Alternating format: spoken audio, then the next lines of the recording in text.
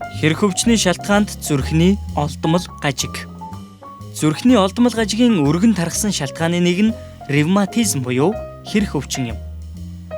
Хоолойны ангинаар өвдөхөд дархлааны хариу урвалын улмаас зүрхний булчин болон хавхлах гэмтэх хүндрэл үүсдэг.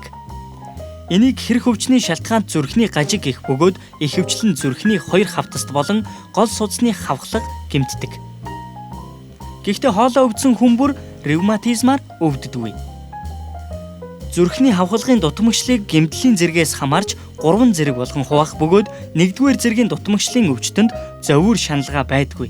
Харин 2-р зэргийн дутмагшлын үед биеийн хүчний багахан ачаалалд зүрх дэлсэх, амьсгаадах шинж илэрдэг бол 3-р зэргийн дутмагшлын үед биеийн хүчний маш өчүүхэн ачаалалдж амьсгаадаж зовирлдог байна. Хүндэрсэн үедээ цусаар ханиах, элэг томрох, түүгэрч үл барам зүрхний бактерианы шинж тэмдэг илэрч нүүр царай, уруул хөхрөх шинж тэмдэг гарна. Уг өвчнөөс урьдчилан сэргийлэхийн тулд биеэ чирэгжүүлэх, амны хөндийн ариун цэврийг сахих, өвөл хаврын улиралд ханиаднаас сэргийлэх нь чухал юм.